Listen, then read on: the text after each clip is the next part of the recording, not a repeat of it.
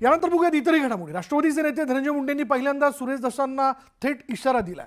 संतोष देशमुख हत्या प्रकरणानंतर वाल्मिक कराडशी असलेल्या संबंधामुळे मुंडे निशाण्यावर आलेत। धनंजय मुंडेंना मंत्रिपदाचा राजीनामाही द्यावा लागलाय। मात्र सुरेश धसांनी मुंडेंच्या कुटुंबावर केलेल्या आरोपांनंतर धनंजय मुंडे आक्रमक झालेत। कराडच्या आहारी गेल्यानं मुंडेंचं कुटुंब नाराज असून ते त्यांच्यासोबत राहत नाही असा आरोप धसांनी केला आणि यावरून मुंडेंनी पोस्ट करत माझ्या जन्मदात्या आईवर असे खोटे आरोप करण्याची हिंमत कुणी करत असेल तर हे स्वीकारणं आणि गप्प राहणं अशक्य आहे असं म्हणत धसांना त्यांनी इशारा दिला। त्याने एक्सवर काय पोस्ट टाकली बघा। त्याने असं म्हटलंय, परळी वैजनाथ शहरातील पंढरी या माझ्या निवासस्थानाचं नूतनीकरणाचं काम सुरू असल्यानं मी, माझी आई, कुटुंबीय मागील काही महिन्यांपासून नाथरा या गावात स्थलांतरित झालोय। तिथेच राहत आहोत ही गोष्ट सर्वांनाच माहिती आहे।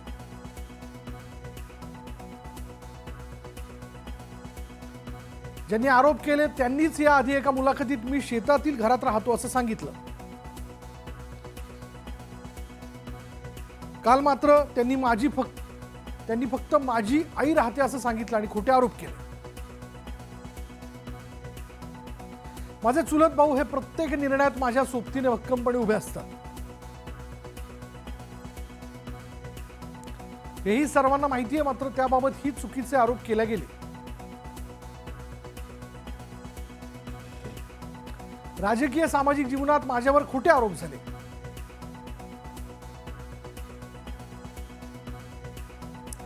माझा आजार, आरोग्यावर शंका निर्माण केल्या गेल्या, तेही मी सहन केलं।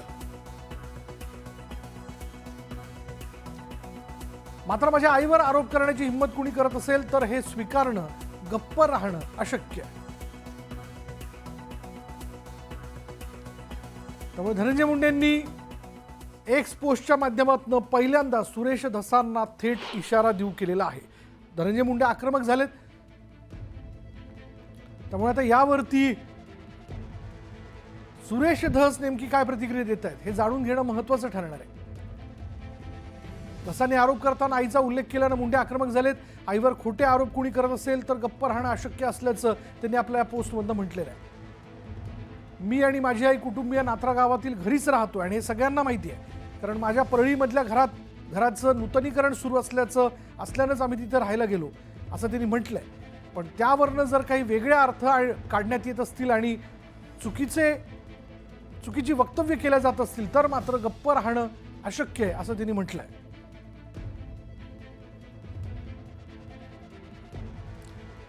त्यामुळे आता धनंजय मुंडेंनी माध्यमांसमोर नाही पण सोशल मीडियावरती ही पोस्ट टाकून एक प्रकारे थेट सुरेश धसांना इशारा दिला।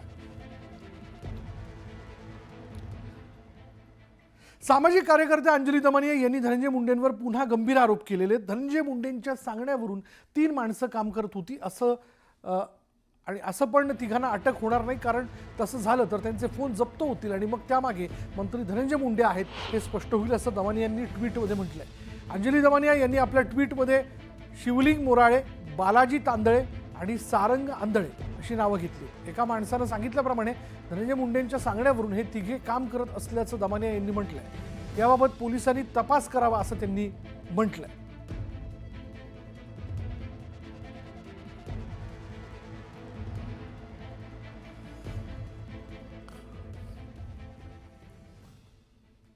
संतोष देशमुख हत्येप्रकरणी धनंजय मुंडे हेच मुख्य आरोपी असल्याचा आरोप मनोज जरांगेंनी केला। खंडणी आणि हत्येचा कट परळीतील धनंजय मुंडेंच्या कार्यालयातच ठरला। दुसरी बैठक मुंबई बंगल्यावर झाली असा आरोप त्यांनी केला।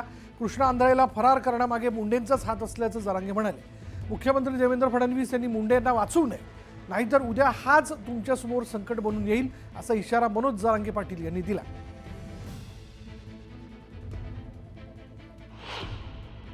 याचा मुख्य मास्टरमाइंड हा धनंजय मुंडे, मुख्य खंडणी मागायला लावणारा पण, खून घडून आणणारा पण। त्यामुळे धनंजय मुंडेच्या कार्यालयात हा कट शिजला गेला। धनंजय मुंडे 302 मध्ये आला पाहिजे। फडणवीस साहेबांनी त्यांच्या सरकारला डाग लावून घेऊ नये। एक गुंड, जो कुख्यात क्रूर असा गुंड आहे धनंजय मुंडे, याला पाठीशी सरकारनं घालू नये। कसलीही दयामाया फडणवीस साहेबांनी करू नये. नसता सरकारला 100% डाग लागणार याच्यात की त्यांनी एक गुंड वाचवला. तो आरोपी फरार त्यांनीच केलेला आहे. त्याजवळ सगळ्यात जास्त पुरावे आहेत. धनंजय मुंडेने त्याला फरार केलं आहे. मोबाईलसुद्धा ते फेकून देणाऱ्या आरोपीचा धनंजय मुंडेकडेच आहे. आणि धनंजय मुंडेचे जवळपास घटनेच्या अगोदर 4 महिने ते आत्तापर्यंत सगळे CDR काढले पाहिजेत आणि CCTV फुटेज सगळे जप्त केले पाहिजेत गृहमंत्रालयाने. आतापर्यंत वेगवेगळ्या घडामोडी आपण आपल्या महाराष्ट्रामध्ये जाणून घेतल्या. यानंतर देखील आपल्याला पुढच्या घडामोडी जाणून घ्यायच्यात वेगवान स्वरूपात. पण त्यापूर्वी एक नजर महत्त्वाच्या बातम्यांवर. महत्त्वाच्या बातम्या. प्रायोजक पुष्कराज रागी डिलाइट्स, महाराष्ट्राचं लाडकं आणि नंबर 1 नाचणी सत्व. सुरेश धसांनी कुटुंबाचा उल्लेख करताच धनंजय मुंडेंचा संताप. आईवर खोटे आरोप करण्याची हिंमत झाल्यास गप्प राहणं अशक्य.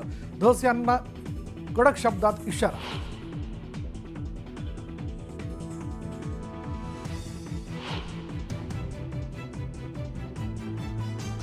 धनंजय मुंडेंच्या सांगण्यावरून 3 माणसं काम करत होती. त्यांना अटक होणार नाही, पण पोलिसांनी तपास करावा. 3घांची नावं जाहीर करत अंजली दमानिया यांचा नवा आरोप.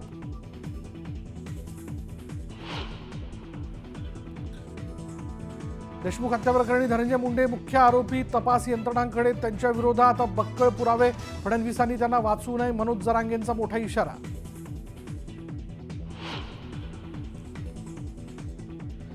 खंडणीचे पैसे कुणाला पोहोचवले जायचे? बारामतीमधील आक्रोश मोर्चात वैभवी देशमुख यांचा थेट सवाल. तर जिल्ह्यातील घाण आम्हाला उचलून टाकायची असा निर्धार. तिथे आलेल्या बाया बिया हसतायत आणि बाळा नांदगावकर साहेब गंगेचं पाणी. देशातील एकही नदी स्वच्छ नाही, मग कुंभमेळ्यातील गंगेचं पाणी कोण पिणार? कुंभमेळ्यातील पवित्र स्नानाची राज ठाकरेंकडून खिल्ली.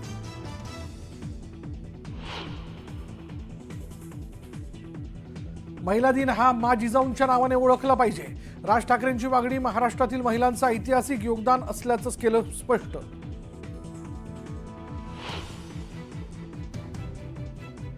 थोड्याच वेळात राज्य मंत्रिमंडळाची बैठक. उद्याच्या अर्थसंकल्पाच्या पार्श्वभूमीवर सह्याद्रीवर होणार महत्त्वाची चर्चा.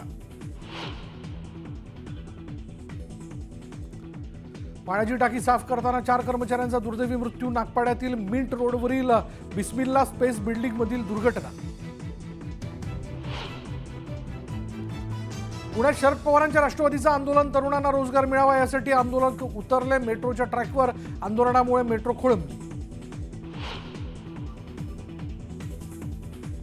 भर रस्त्यात अश्लील चाळे करणाऱ्यांना 1 दिवसाची पोलीस कोठडी. गौरव आहुजा आणि भाग्येश ओसवालचा मुक्काम जेलमध्येच.